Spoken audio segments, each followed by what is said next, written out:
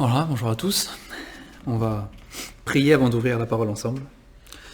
Notre Dieu et Père, nous te bénissons encore ce matin, nous t'adorons, parce que tu en es digne déjà, parce que tu es le seul aussi qui soit digne de cette adoration et de cette louange. Seigneur, nous prions que tu conduises notre étude de ta parole, Seigneur, que tu puisses nous parler à chacun d'entre nous, individuellement, personnellement, nous encourager, nous fortifier, nous édifier, nous reprendre s'il le faut, Seigneur, mais en tout cas, nous rendre toujours plus semblables à Christ et à sa perfection. Merci pour tout ce que tu fais pour nous. Donne-nous la sagesse qui vient de l'Esprit. Merci encore de pouvoir compter sur toi et de nous accompagner. Et c'est vrai, Seigneur, que ce matin, les enfants n'auront pas de classe exceptionnellement, mais que tu puisses quand même parler à leur cœur d'une manière et d'une autre aujourd'hui, que tu nous donnes à chacun d'entre nous, parents ou grands-parents, ou oncles ou tantes, peu importe, Seigneur, mais de pouvoir leur donner quelque chose encore aujourd'hui, qu'ils soient bénis de toi, Seigneur, parce que c'est la chose la plus importante pour leur petite vie aussi. Sois loué en tout cas, Seigneur, parce que toi tu es fidèle, que tu n'oublies personne et que tu es là avec nous. Te bénissons au nom du Seigneur Jésus. Amen. Alors depuis Pâques, on a vu plusieurs fêtes de l'Éternel, n'est-ce pas? On a vu 3 fêtes, on a vu la fête de Pâques, on a vu la fête des pains sans levain, et on a vu la fête des prémices. Et donc dans Lévitique 23, la fête suivante, c'est la fête des semaines, ou la fête de la Pentecôte, et on n'est pas encore à la Pentecôte, alors je me suis dit, on va attendre d'arriver à la Pentecôte.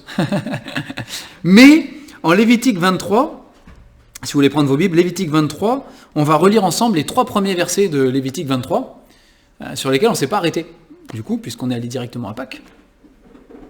Lévitique chapitre 23. Alors, j'espère que vous avez pris du café ce matin et que vous êtes en forme, parce qu'on va voyager beaucoup dans la Bible. Voilà. Donc, c'est bien d'afficher, oui, parce que là, on va voyager. Donc, Lévitique 23, on va lire les 3 premiers versets. Donc sur ce chapitre 23 qui parle des fêtes de l'Éternel.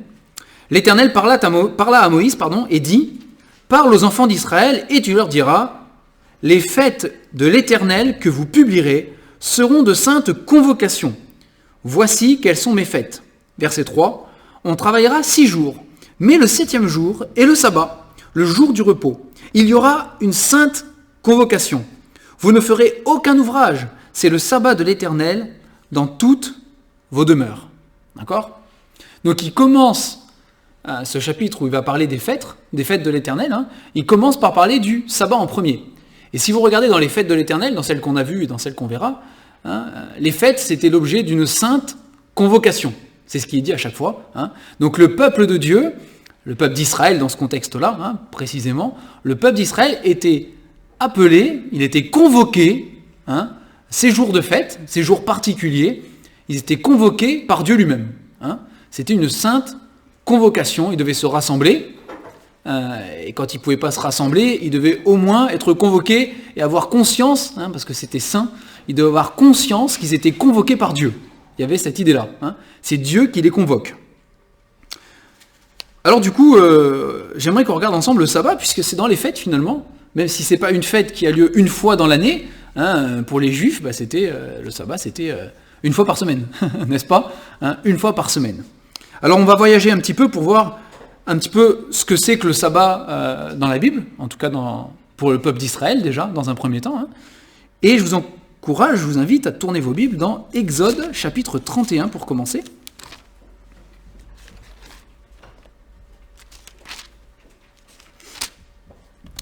Exode chapitre 31, et on va lire les versets 12 à 18 ensemble. Donc, le peuple d'Israël a été esclave en Égypte, je le rappelle. Ils ont été libérés d'Égypte, et ils ont rencontré Dieu au mont Sinaï. Ils ont rencontré Dieu au mont Sinaï, et puis ils ont plus voulu écouter Dieu, et puis c'est Moïse qui est monté, et c'est Moïse qui a rencontré Dieu au sommet de la montagne, n'est-ce pas ? Et il a reçu plein d'instructions pour le peuple d'Israël, plein de lois, plein de choses à construire, comme le tabernacle par exemple, et puis tout ce qui allait avec. Il a reçu des commandements, etc. Et des lois de la part de Dieu pour comment ils devraient vivre une fois qu'ils auraient conquis. Après, normalement ça aurait dû être dans la foulée, mais on sait que le peuple a désobéi.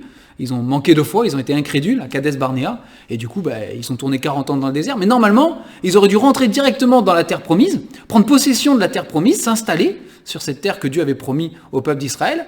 Et ils avaient une manière particulière de vivre pour le peuple de Dieu dans ce pays. Et Dieu a donné tout un tas de lois, d'accord, à Israël. Alors, il ne l'a pas fait pour rien. Et parmi ces lois, il y a celle du sabbat, qu'on trouve ici, pour la manière dont le peuple de Dieu devait se comporter. Alors c'était souvent en comparaison avec les autres peuples. Dans ces lois, voilà, si vous faites un petit peu de recherche et que vous regardez comment vivaient les peuples autour et comment vivait le peuple d'Israël, vous verrez que les lois que Dieu a données contrastent énormément avec toute la manière de vivre des autres peuples. Ça n'avait rien à voir, c'était un peuple qui était totalement différent des autres, et rien que dans sa manière de vivre et de faire les choses, on voyait que ce peuple était vraiment un peuple à part, quoi. C'était pas... Vraiment, ça n'avait rien à voir avec les autres. Et donc le sabbat aussi en fait partie, Et donc on le trouve, Exode 31, à partir du verset 12, « L'Éternel parla à Moïse et dit, « Parle aux enfants d'Israël et dis-leur, vous ne manquerez pas d'observer mes sabbats, car ce sera entre moi et vous, et parmi vos descendants, un signe auquel on connaîtra que je suis l'Éternel qui vous sanctifie. Vous observerez le sabbat, car il sera pour vous une chose sainte. Celui qui le profanera sera puni de mort. Celui qui fera quelque ouvrage ce jour-là sera retranché du milieu de son peuple. On travaillera 6 jours, mais le 7e jour est le sabbat, le jour du repos, consacré à l'Éternel. Celui qui fera quelque ouvrage le jour du sabbat sera puni de mort. Les enfants d'Israël observeront le sabbat en le célébrant eux et leurs descendants comme une alliance perpétuelle.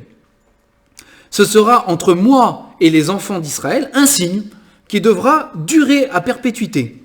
Car en 6 jours, l'Éternel a fait les cieux et la terre, et le 7e jour, il a cessé son œuvre, et il s'est reposé.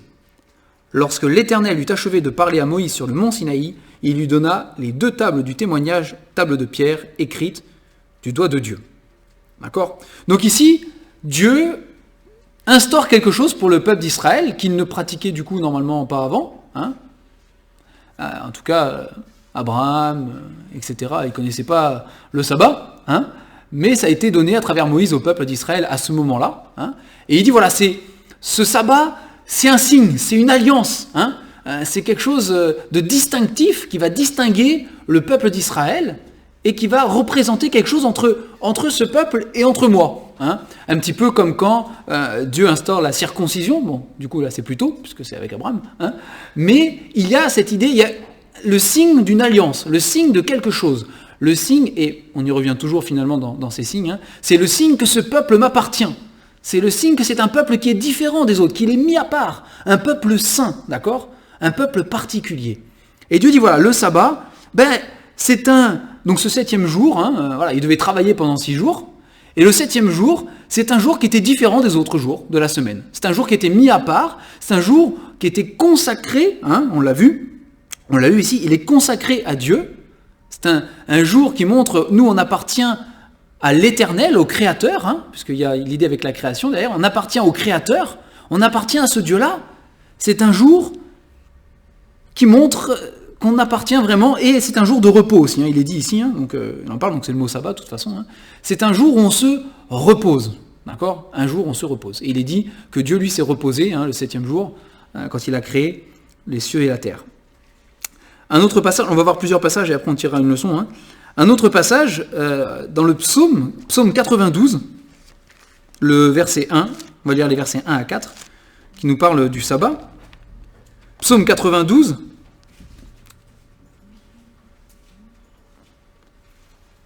qui nous montre un petit peu ce qu'il faisait le jour du sabbat, ou ce qu'il devait faire en tout cas le jour du sabbat normalement, parce qu'après ça a été, par les traditions et la religion des pharisiens, etc., ça a été transformé, tout ça, mais ce que Dieu voulait vraiment, on le voit dans les psaumes aussi, psaume 92 à partir du verset 1, psaume, cantique pour le jour du sabbat, il est beau de louer l'Éternel et de célébrer ton nom, ô Très-Haut, d'annoncer le matin ta bonté et ta fidélité pendant les nuits, sur l'instrument à 10 cordes et sur le luth au son de la harpe. Verset 5, « Tu me réjouis par tes œuvres, ô Éternel, et je chante avec allégresse l'ouvrage de tes mains. » Verset 6, « Que tes œuvres sont grandes, ô Éternel, que tes pensées sont profondes. » On va s'arrêter là, on pourrait lire tout le psaume.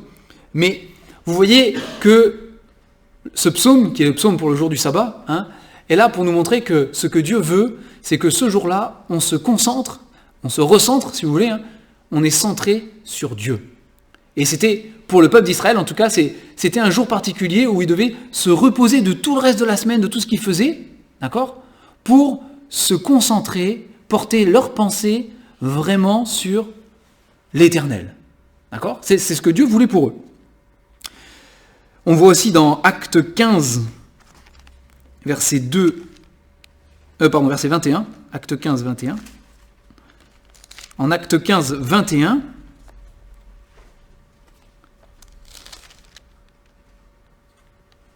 donc c'est Jacques qui parle là, et il dit que, au verset 21, que depuis des générations, Moïse a dans chaque ville des gens qui le prêchent, puisqu'on le lit tous les jours de sabbat dans les synagogues. Bon, ça, ils avaient compris une chose. Bon, après, il y avait la tradition qui allait avec, malheureusement, mais ils avaient compris une chose, en tout cas, il dit depuis des générations. Pendant le sabbat, il y a Moïse qui est prêché, il y a Moïse qui est lu. Donc la parole de Dieu était mise à l'honneur ce jour-là particulièrement. Et ça, il l'avait compris. C'est un jour où il devait encore une fois revenir à l'essentiel, revenir normalement au texte, à la base, à la loi, en tout cas pour le peuple d'Israël. Un autre verset, un autre passage dans Ésaïe chapitre 58.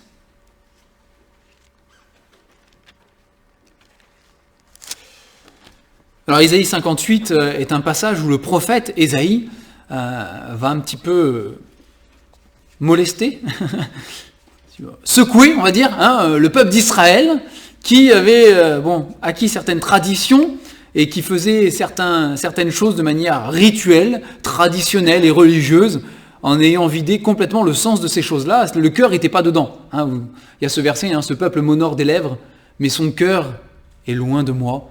Et ils avaient l'habitude de faire des choses, mais au fond de leur cœur, c'était pas ça. Et donc le chapitre 58 d'Ésaïe, notamment, Dieu va dénoncer le faux jeûne, la manière dont il jeûnait, etc. Et puis aussi, il va parler du sabbat, brièvement, mais on va le lire, c'est donc Ésaïe 58, 13 et 14. Il dit « Si tu retiens ton pied pendant le sabbat, pour ne pas faire ta volonté en mon saint jour, si tu fais du sabbat tes délices, pour sanctifier l'Éternel en le glorifiant, et si tu l'honores en ne suivant pas tes voies, et en ne te livrant pas à tes penchants et à de vains discours, alors tu mettras ton plaisir en l'Éternel, et je te ferai monter sur les hauteurs du pays, je te ferai jouir de l'héritage de Jacob ton père, car la bouche de l'Éternel a parlé. » D'accord ? Et là donc, Dieu reprend le peuple d'Israël en disant, les sabbats, vous avez pris pour prétexte le fait que ce jour-là vous ne travaillez pas, pour faire votre propre volonté, pour marcher selon vos désirs, au lieu, ce jour-là, de faire la volonté de Dieu. Bon, le Seigneur Jésus, quand il va venir sur terre, va reprendre les pharisiens d'une manière un peu semblable, en disant que voilà, on peut faire des choses le jour du sabbat qui les arrangent eux, peut-être, mais pratiquer le bien, on ne peut pas. Guérir, par exemple, un homme le jour du sabbat, eux, ils disaient que c'était interdit. Alors que c'était absurde, c'était ridicule. Et c'est un peu dans ce contexte-là, où voilà, le jour du sabbat, il devait se recentrer, c'est ce qu'on voit de tous ces passages, il y en a d'autres, mais ce qu'on voit des passages sur le sabbat, c'est que ce jour a été donné au peuple d'Israël, là j'entends, dans ce contexte-là, au peuple d'Israël, pour qu'ils puissent refocaliser leur attention, recentrer leur cœur et leur motivation, recentrer leur volonté sur l'Éternel, sur ce que Dieu veut, sur ce que Dieu demande, sur ce que Dieu est, sur découvrir aussi davantage le Seigneur. Et aussi passer ces moments en foyer, il dit dans vos demeures, il n'est pas dit que les sabbats, ils devaient tous se réunir au temple, c'est pas ce qui est marqué, ça ne faisait pas partie des restrictions, entre guillemets, ou des demandes pour cette fête, mais ils étaient aussi en famille, dans le foyer, et ensemble, foyer par foyer, ils devaient se concentrer sur l'Éternel. C'était quelque chose d'important pour eux. Alors, on l'a vu, Dieu dit, en Exode 31, tout à l'heure, on l'a vu, il dit, et il le répète à plusieurs endroits, il dit, 6 jours vous travaillerez, le 7e vous vous reposerez, parce que, et Dieu dit parce que, moi, j'ai travaillé, bon, entre guillemets, quand il s'agit de Dieu, bien sûr, mais j'ai créé en 6 jours la terre et les cieux, et le 7e jour, je me suis reposé. Et j'aimerais qu'on aille en Genèse, du coup, chapitre 2. Pourquoi Dieu fait le parallèle? D'où ça vient? C'est Genèse chapitre 2, la création. Genèse chapitre 2, et les 3 premiers versets.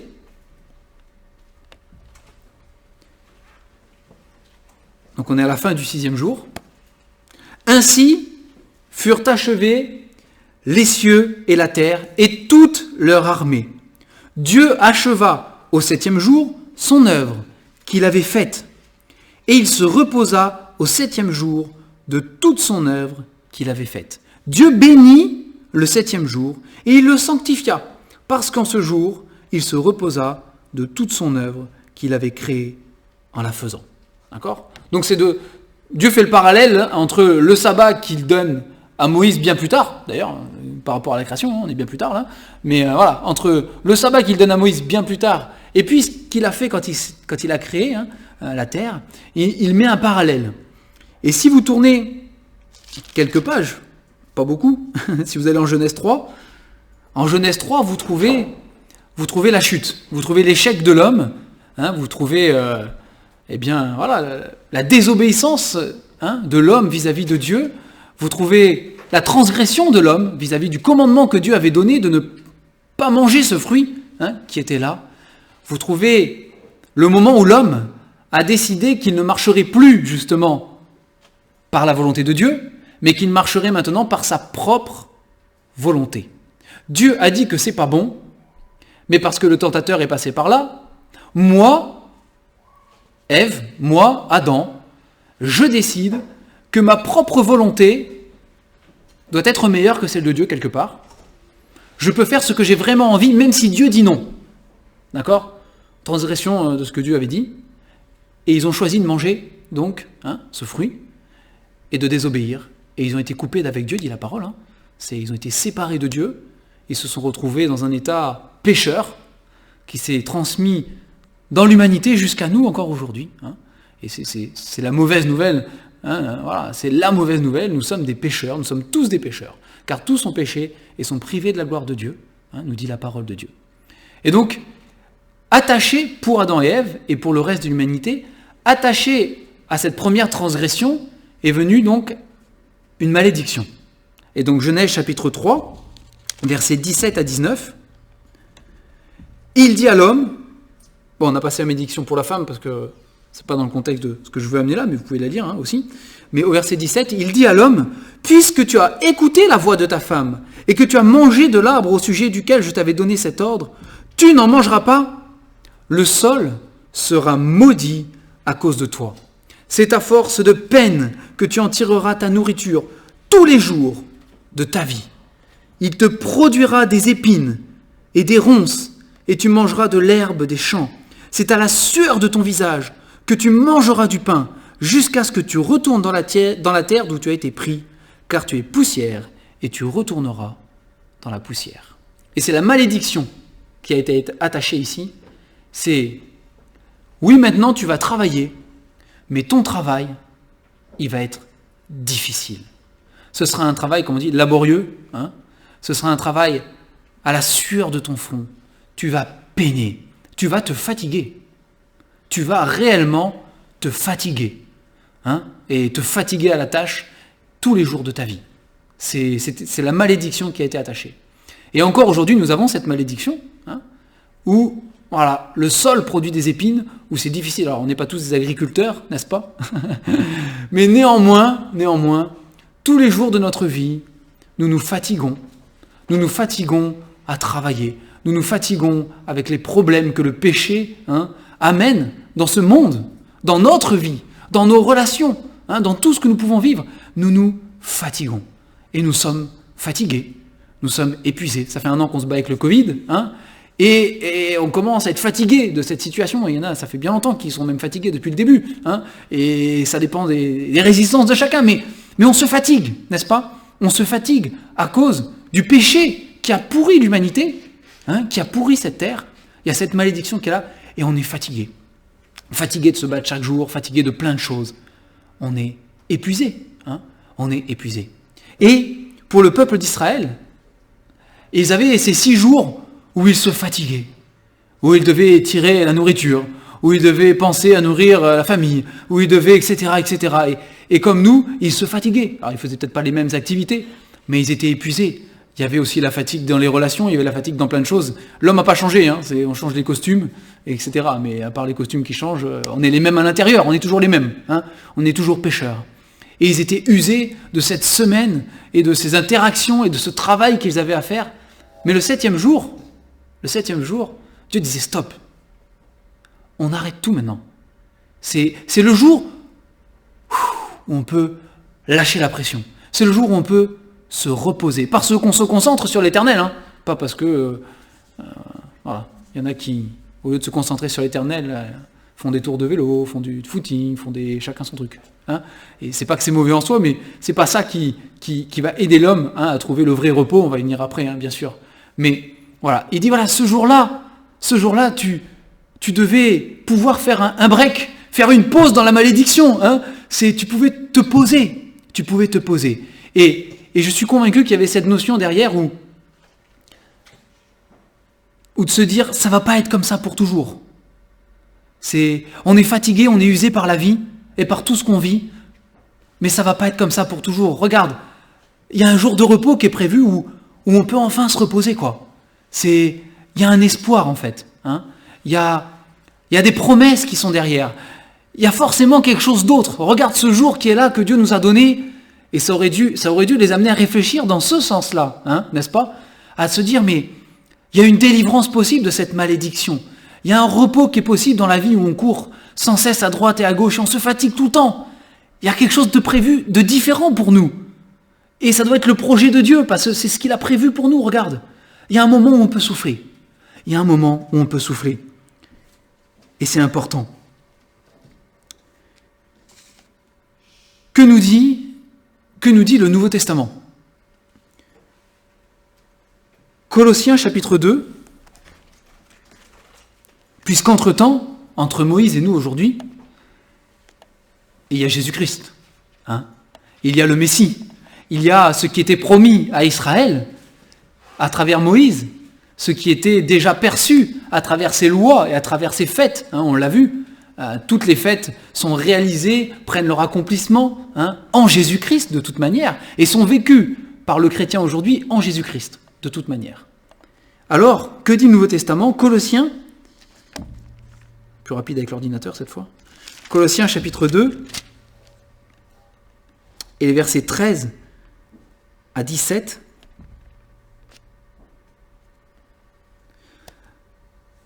Que vous ayez quand même... 13 à 17. Vous qui étiez morts par vos offenses et par l'incirconcision de votre chair, il vous a rendu à la vie avec lui, en nous faisant grâce pour toutes nos offenses. D'accord ? Donc il parle, comprenez bien, il parle à des païens. D'accord ? Il parle à cette église de Colosse, qui est composée de gens qui n'étaient pas juifs, hein, et qui avaient accepté Jésus-Christ comme leur sauveur. D'accord ? Et il leur dit, voilà, ils étaient morts par leurs offenses, et aussi par l'incirconcision de leur chair. Voilà, il précise, vous ne faisiez pas partie du peuple de Dieu, entre guillemets. Hein. Vous ne faisiez pas partie du peuple d'Israël, à qui avait été donnée la révélation, le Messie, et toutes ces choses. Vous n'en faisiez pas partie. Mais entre-temps, il s'est passé quelque chose, vous avez accepté Jésus, n'est-ce pas, hein? Il dit, vous a rendu à la vie avec lui, en nous faisant grâce pour toutes nos offenses. Verset 14, il a effacé l'acte dont les ordonnances nous condamnaient et qui subsistait contre nous. Et il l'a éliminé en le clouant à la croix. Verset 15, il a dépouillé les dominations et les autorités et les a livrées publiquement en spectacle en triomphant d'elles par la croix. Il dit, par la croix de Jésus-Christ, par le sacrifice de Jésus-Christ, il vous a rendu à la vie, il vous a sauvé, il vous a délivré et il a éliminé tout ce qui pouvait vous condamner. D'accord ? Et l'acte dont les ordonnances nous condamnaient, c'est cette loi aussi. Hein, cette loi de Dieu qui a été donnée aussi et qui nous condamne. À cause du péché qui vit en nous, parce que la loi est bonne, Paul le dit. Hein, mais ce qu'elle suscite en nous produit la mort. Le salaire du péché, c'est la mort. Verset 16, du coup. Que personne donc ne vous juge au sujet du manger ou du boire, ou au sujet d'une fête, d'une nouvelle lune, ou des sabbats. Pourquoi il dit ça? Parce que eux qui étaient païens, d'accord, qui avaient accepté le Seigneur Jésus sans être juifs et sans connaître la loi de Moïse, et tout ce qui avait été donné au peuple d'Israël, qu'est-ce qu'ils faisaient? Ils n'avaient pas les mêmes restrictions alimentaires que le peuple d'Israël, à qui Dieu avait dit, par exemple, tu ne mangeras pas de porc, etc., etc., d'accord? C'est ce que Dieu avait demandé au peuple d'Israël, pour Israël. Les païens, eux, ils n'avaient pas ces restrictions-là. Donc ils en mangeaient. Les fêtes de l'Éternel, les païens, eux, ils avaient peut-être d'autres fêtes païennes avant de se convertir en Jésus, mais maintenant qu'ils étaient en Jésus, eux, les fêtes de l'Éternel, c'était pas les fêtes pour les Juifs, c'était pour les Juifs. Les nouvelles lunes, pareil, il y avait des nouvelles lunes qui étaient respectées par le peuple d'Israël, eux, c'était pas forcément leur truc. Et les sabbats, c'est pareil, et pourquoi ils auraient respecté le sabbat? Eux, ils étaient païens, ils n'avaient pas les notions de ces choses-là. Et qu'est-ce que Paul va leur dire? Il va leur dire, mais tout ça en Jésus, ça a changé, c'est différent. Vous êtes en Jésus-Christ, les choses ont changé. Personne a maintenant à vous juger sur ces choses-là, pas facile à dire ça, sur ces choses-là. Personne a à vous juger là-dessus. On sait que dans les premières églises, il y avait des juifs, n'est-ce pas, qui passaient, et c'est souvent le thème des épîtres de Paul, il y avait des juifs qui passaient pour essayer de dire aux nouveaux convertis qui étaient païens, à ceux qui avaient accepté Jésus et qui n'étaient pas juifs, il faut que vous observiez toute la loi de Moïse, se faire circoncire, respecter les sabbats, etc., etc., etc. Et l'apôtre Paul emploie une bonne partie de son temps, dans son ministère, à montrer que le chrétien est libéré de ces choses-là, parce qu'en Jésus-Christ, tout prend un nouveau sens et tout est différent. Et c'est pour ça qu'il leur écrit ça. Et on en vient au verset 17. Du coup, il dit « C'était l'ombre des choses à venir. Mais le corps est en Christ. » Donc il n'est pas en train de parler du corps de l'Église. C'était le mot qui est employé là pour dire que la réalité, si vous voulez, ce qui est réel, ce qui est vrai, en fait il fait un contraste entre l'ombre et la réalité. C'est ça l'idée. Et il dit « Il y avait l'ombre des choses à venir. » Dans l'hébreu, il en parle aussi, et on va le prendre après, l'hébreu dans un autre contexte aussi. Mais il y a l'ombre des choses qui sont à venir. En Galates aussi, il en parle. Voilà, c'est l'ombre seulement. C'est seulement une ombre. Et donc le sabbat, et tout ce que ça impliquait pour le peuple d'Israël, et cet espoir d'un repos qui était possible, d'une malédiction qui était brisée, c'était possible pour l'homme. Et il dit, tout ce qui a été donné avant, c'était l'ombre seulement de quelque chose qui devait venir. Bien sûr, celui qui est venu, c'est Jésus-Christ. Hébreux chapitre 4.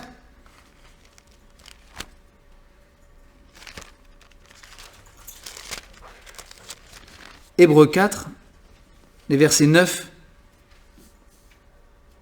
à 10. L'auteur de l'épître aux Hébreux est en train de développer le thème du repos qui n'a pas été donné à Israël. C'est ce qu'il dit. Il dit, oui, c'est vrai, avec Josué, ils ont conquis le pays et ils auraient dû rentrer dans ce fameux repos avec les sabbats que Dieu avait donnés, etc. Et il dit, même s'ils l'ont fait, Dieu dit quand même, ils n'entreront pas dans mon repos, et Dieu dit qu'il y a un autre jour encore de repos. Donc il dit, je ne comprends pas, il dit, pourtant ils sont rentrés dans le pays, il y a les sabbats qui ont été instaurés dans ce pays, et Dieu dit qu'il y a encore un autre repos. Et donc l'auteur de l'Épître aux Hébreux dit, mais parce qu'en fait, encore une fois, il y a un autre repos que ce repos-là. C'était une image seulement du vrai repos qui devait arriver un jour, qui existerait et dans lequel on pourrait vraiment se reposer. Et donc, au verset 13, 9, il y a donc un repos de sabbat réservé au peuple de Dieu. Car celui qui entre dans le repos de Dieu, verset 10, se repose de ses œuvres comme Dieu s'est reposé des siennes. Il dit le vrai repos, celui qui était promis, celui auquel nous, êtres humains, nous aspirons vraiment au fond de nos cœurs, au fond de nos âmes. Il n'est pas satisfait par le sabbat. C'est juste une ombre de quelque chose qui devait arriver. Parce que le vrai repos, celui de Dieu, le 7e jour après la création, d'accord ? C'est le vrai repos de Dieu celui-là. Celui où Dieu se repose, c'est le vrai repos. Il dit ce vrai repos, c'est pas le sabbat. C'est pour nous enseigner qu'il y en a un qui est possible. Mais c'est pas celui-là. C'est pas celui-là. Le vrai repos, il dit, c'est celui qui entre dans le repos de Dieu. Ce repos de sabbat, il est autre. Et on va prendre ensemble Matthieu chapitre 12. Il y aurait beaucoup de choses à dire, hein. Mais on prend ensemble Matthieu chapitre 12, parce que c'est la bonne nouvelle pour nous, en fait. Matthieu chapitre 12, versets 1 à 8.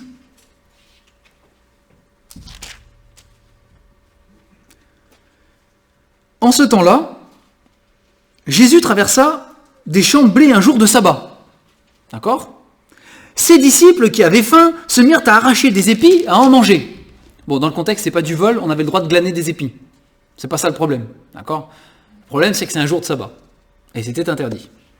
Verset 2, les pharisiens, voyant cela, lui dirent « Voici, tes disciples font ce qu'il n'est pas permis de faire pendant le sabbat. » Ah, ils ont enfin trouvé quelque chose où ils peuvent reprendre Jésus. Hein ? Mais Jésus leur répondit « N'avez-vous pas lu ce que fit David lorsqu'il eut faim, lui et ceux qui étaient avec lui? Comment il entra dans la maison de Dieu et mangea les pains de proposition qu'il n'était permis de manger ni à lui, ni à ceux qui étaient avec lui et qui étaient réservés aux sacrificateurs seuls? Ou n'avez-vous pas lu dans la loi que les jours de sabbat, les sacrificateurs violent le sabbat dans le temple, sans se rendre coupables? Oui, parce que le jour du sabbat, les sacrificateurs, ils n'arrêtaient pas de faire le service pour lequel ils étaient consacrés auprès de l'Éternel. Ils continuaient à le faire. Hein. C'est pas parce que c'était le sabbat qu'ils fermaient les portes du temple, ils éteignaient la flamme à l'intérieur et il n'y avait plus rien. Hein. C'est loin de là. Le temple continuait à fonctionner. Hein. Et d'ailleurs, on pouvait, le jour du sabbat, aller au temple si on était à un chemin de sabbat. Il ne fallait pas être plus loin, hein, parce qu'il y avait des restrictions. Bref. Si vous saviez... Or, je vous le dis, verset 6, il y a ici quelque chose de plus grand que le temple. Et Jésus parle de lui-même, bien sûr. Hein. Si vous saviez ce que signifie « je prends plaisir à la miséricorde et non au sacrifice », vous n'auriez pas condamné les innocents. Verset 8, car le Fils de l'homme est maître du sabbat. Et on va aller en Marc, parce que dans Marc, nous avons le même récit qui est rapporté, mais avec une précision supplémentaire qui est rajoutée et qui a toute son importance. Marc chapitre 2, et le verset 27 et 28. Marc 2, 27, 28.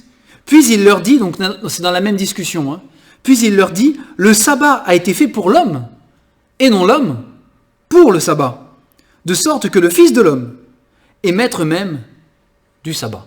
Et Jésus est en train d'expliquer à ces pharisiens, par rapport au sabbat, qui était l'ombre des choses à venir, et l'ombre de ce qu'est Jésus-Christ finalement, pleinement, hein, il est en train de leur dire ici, le sabbat a été fait pour l'homme, et pas l'homme pour le sabbat. Le sabbat ne rend pas l'homme esclave. Parce que les pharisiens, avec le sabbat, avaient rendu l'homme esclave du sabbat. D'accord ? Et c'était pas le but. Hein ? C'est pas l'homme qui a été fait, donc, hein, c'est pas l'homme qui a été fait pour le sabbat, c'est le sabbat qui a été fait pour l'homme. Le sabbat avait une signification pour l'homme. Hein ? Mais Jésus dit que lui, il est le maître du sabbat. Hein ?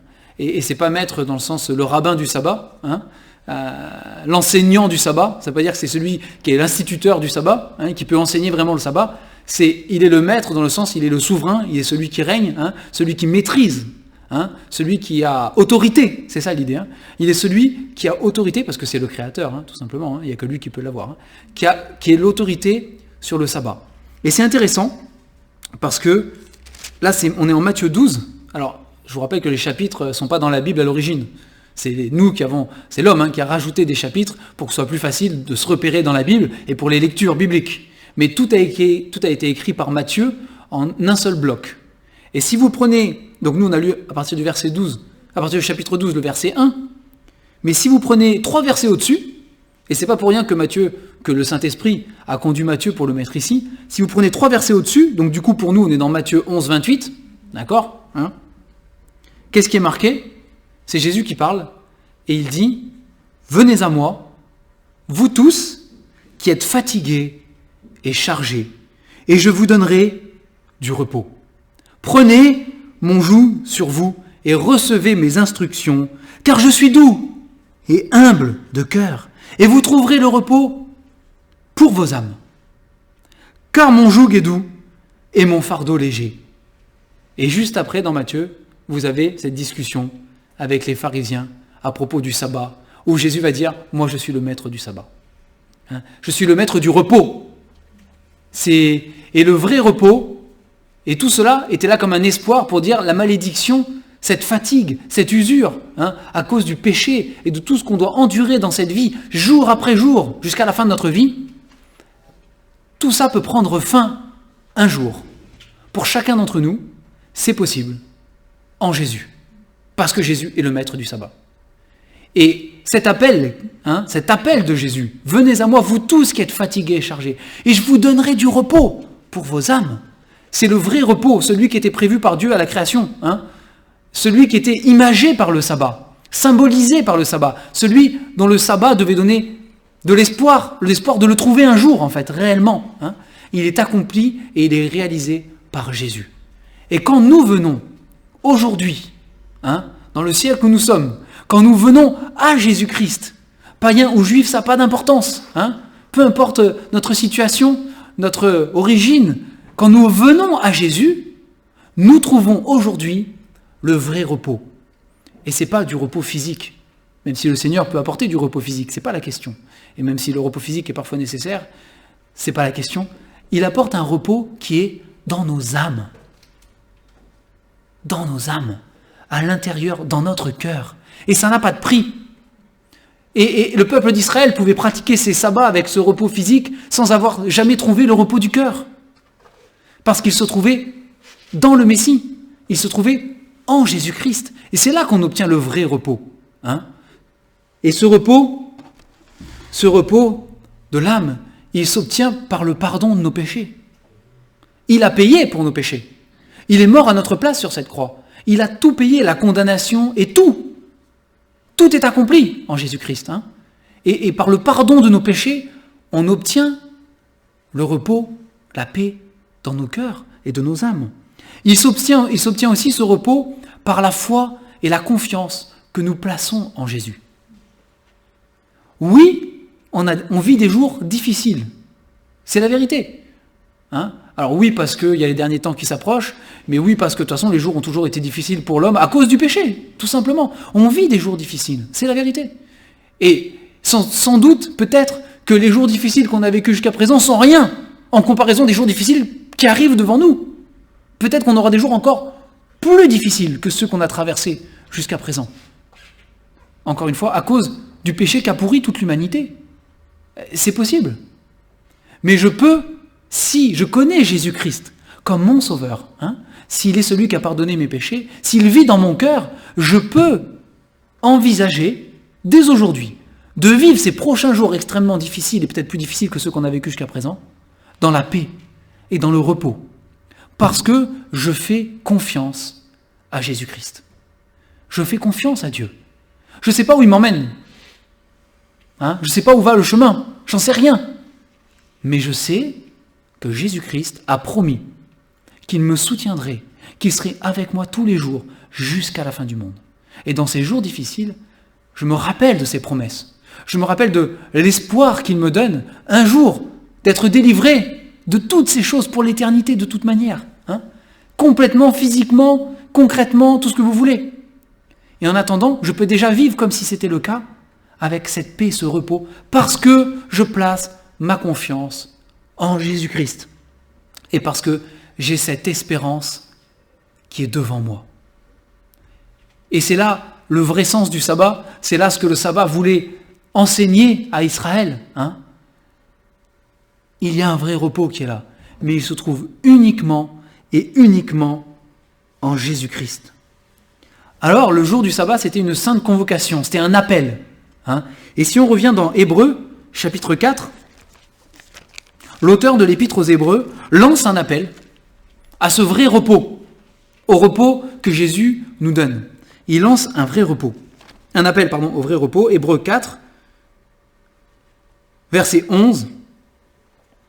Bon, on va relire à partir du verset 9.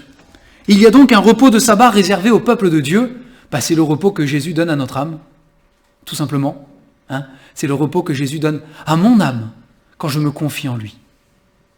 Verset 10, « Car celui qui entre dans le repos de Dieu se repose de ses œuvres, comme Dieu s'est reposé des siennes. » Ça ne veut pas dire qu'il est inactif. Hein. Dans le repos de Dieu, on fait beaucoup de choses. Mais on les fait reposer sur le Seigneur. Hein, et notre âme est reposée au-dedans de nous. Verset 11, « Empressons-nous donc » c'est un appel, c'est une convocation, ici. « Empressons-nous donc d'entrer dans ce repos, afin que personne ne tombe en donnant le même exemple de désobéissance. » Il fait référence au peuple d'Israël qui avait ce repos devant lui, qui aurait dû rentrer dans la terre promise, mais parce qu'il a manqué de foi, qu'il a été incrédule, qu'il a murmuré, qu'il n'a pas pu y rentrer. Il dit qu'on ne fasse pas la même erreur, mais il y a cet appel, il y a cette sainte convocation qui rejoint celle du Seigneur Jésus qui dit « Venez à moi, vous tous qui êtes fatigués et chargés, empressons-nous donc d'entrer dans ce repos. » S'empresser, le terme il est... Genre, ouais, bon, on va y aller, on y va, ok, ça va. Ouais, chacun son tour, allez, c'est parti. S'empresser, c'est plus à la française, vous savez, c'est... oui, il y a certains pays où ils ont plus de discipline que nous en France, c'est la vérité. Si vous demandez à des soldats japonais de sortir d'une pièce le plus vite possible parce qu'un exercice d'incendie et que la pièce elle est remplie de soldats, ils vont tous sortir à la queue leu les uns à la suite des autres, ils savent déjà quel numéro 1, quel numéro 300 derrière, ils sortent, les Français, on va tous essayer de sortir les premiers, et puis ça va être le chaos. Voilà. Mais bon, c'est l'empressement, peu importe si c'est dans l'ordre, Dieu est un Dieu d'ordre quand même, mais l'empressement, il y a cette notion, on y va quoi. C'est pas genre, on a le temps, on prend notre temps, voilà. Empressez-vous, empressons-nous donc, il dit. C'est un appel, dépêchez-vous d'entrer dans ce repos. Parce qu'après, il peut être trop tard. Pour la génération qui est sortie d'Égypte, ils n'ont pas voulu rentrer dans ce repos, c'était un repos physique dans le pays qui était promis, ils n'ont pas voulu, ils sont morts dans le désert.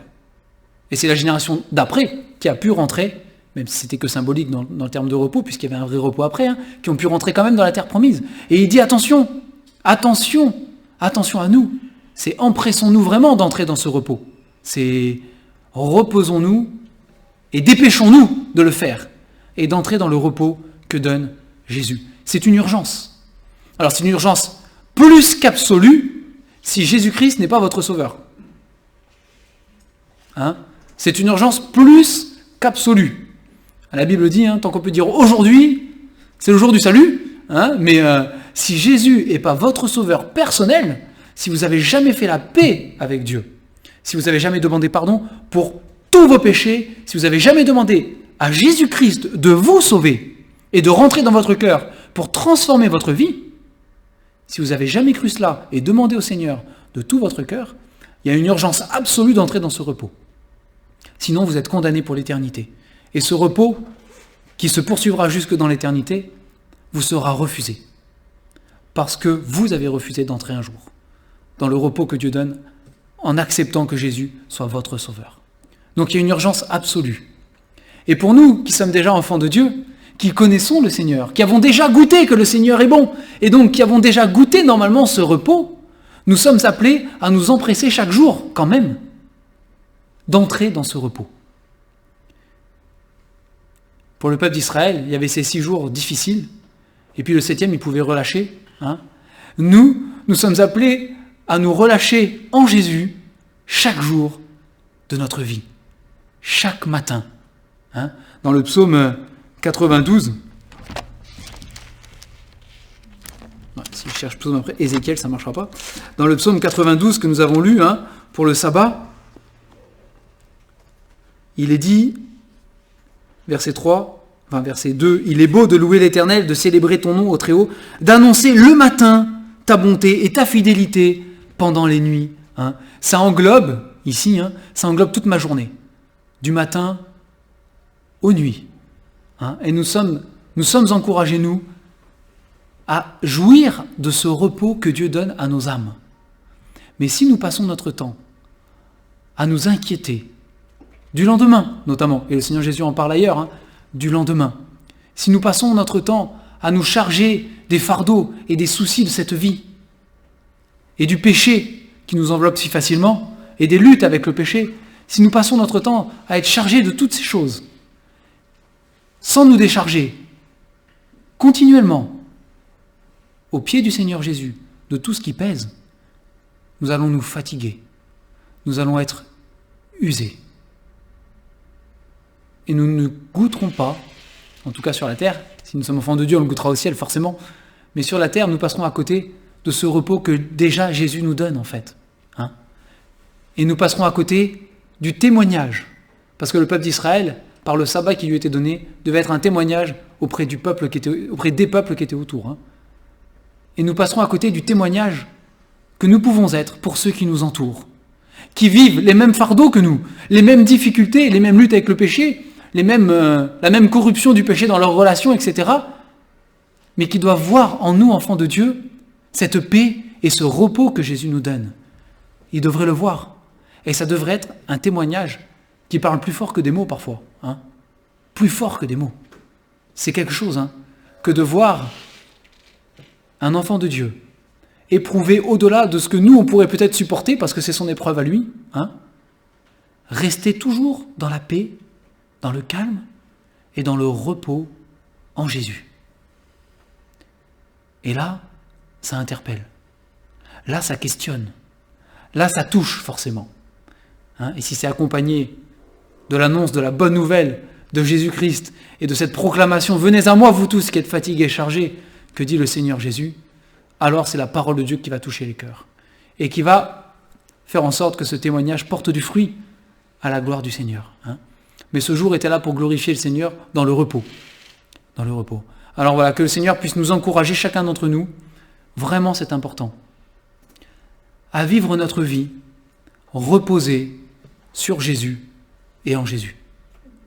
Vous savez, c'est valable pour tout. Hein. On combat contre le péché, il y a ces luttes contre le péché, et le Seigneur a dit qu'il combattait pour nous, qu'il nous précédait.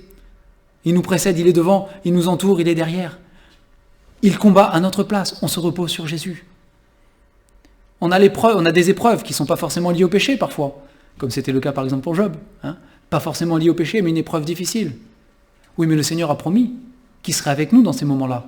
On peut se reposer sur lui, il est là. Il a promis aussi qu'il prévoyait déjà le moyen d'en sortir. Hein, et qu'aucune épreuve ne sera au-delà de nos forces, de toute manière. Donc on peut se reposer sur lui à ce moment-là aussi. Reposons-nous vraiment dans le Seigneur Jésus et confions-lui toute notre vie avec paix, avec assurance. Avec assurance. On va prier pour terminer. Seigneur notre Dieu, nous te bénissons pour ce repos que tu avais en réserve pour tes enfants.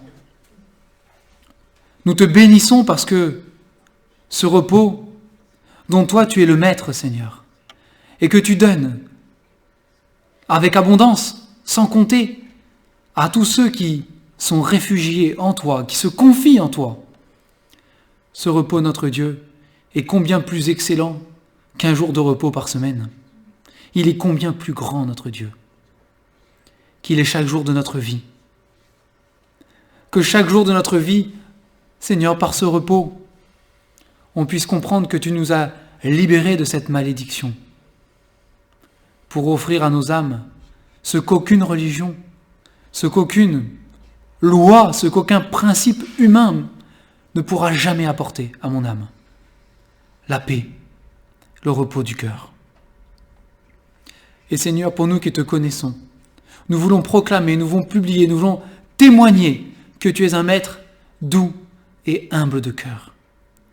Et qu'il fait bon recevoir tes instructions, qu'il fait bon obéir à ta parole, et que c'est un repos même pour nos âmes que d'obéir à ce que tu demandes, et que de vivre de toi. Seigneur, nous te prions encore ce matin, que personne ne se prive de ce repos que tu offres à chaque être humain, gratuitement, parce que tu as tout payé sur cette croix. Et Seigneur, nous te prions que si ce matin, il y a parmi nous des personnes qui n'ont pas cette paix dans leur cœur, qui n'ont jamais goûté ce vrai repos qui est offert par Jésus, que ce soit le jour où ils rentrent dans ce repos. Le jour où ils reconnaissent ce que tu as fait pour eux, qu'ils se tournent vers toi, qu'ils demandent pardon, qu'ils acceptent d'être transformés par ton esprit. Seigneur, merci, parce que ton salut, il est merveilleux, il est complet, il est parfait. Il englobe toute notre vie, chaque parcelle de notre être. Seigneur, sois encore élevé ce matin et conduis-nous chaque jour à marcher ensemble dans ce repos et à te glorifier, Seigneur. Amen.